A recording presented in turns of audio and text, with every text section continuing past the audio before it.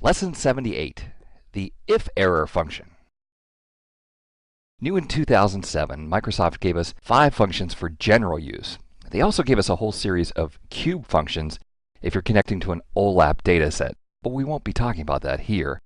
The IFERROR is a pretty cool function. It eliminates the need to do a calculation twice when you're checking to see if there's an error. All right, so here's a Vlookup, and it's just like we talked about in the last lesson. Basically, if an item is not found, then we get an NA. You really have to be diligent about these NAs, because if you have 10,000 numbers in one NA and try to total them all up, you're going to get an NA. Just one single NA will cause the entire result to be NA. You're supposed to go find it. Well, a lot of times, what we find that people do is they'll start to build these incredible formulas to make sure that they don't get any NAs. So in this case, this part of the formula was our original Vlookup, and that gets wrapped in a function called ISERROR. ISERROR has been around for a long time. This evaluates to true or false if we get any of the standard errors such as division by 0 or an NA error.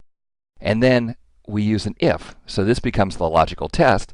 If there was an error, then instead put new item. Otherwise, go back and do the Vlookup again. Well, literally, what happens here in every single case where the item's found, the Vlookup is done twice. It's done once just to evaluate and say, okay, we didn't get an error, and then Excel goes ahead and says, perfect, then go do the Vlookup again. Basically, your spreadsheet takes twice as long to calculate. In Excel 2007, Microsoft gave us a great new function. It's called the IFERROR. So we have our original formula, and I'm going to use the new IFERROR function. And basically, Excel will calculate that formula. If it's an error, then it's going to use the second argument. But if it's not an error, if this evaluates to something other than an error, a number or text, then it's simply just going to put that number in the cell. So it gets to calculate in the normal time instead of having to calculate everything twice. I see 2 places where people are going to use this a lot. One, when we want to make sure that we don't get any NAs from a Vlookup. And the second, anytime that you have a division, if you, for example, would have a series of quantities, prices. Let's put revenue out here real quick. Copy that down. And we had some zeros. For calculating average price, revenue divided by quantity, we're going to get ugly division by 0 errors anytime that we didn't order something. Well, so out here we can use equal if error D2 divided by B2, and then just put something like a couple of dashes to indicate that that number is not meaningful. Certainly looks better than getting the ugly division by 0 errors.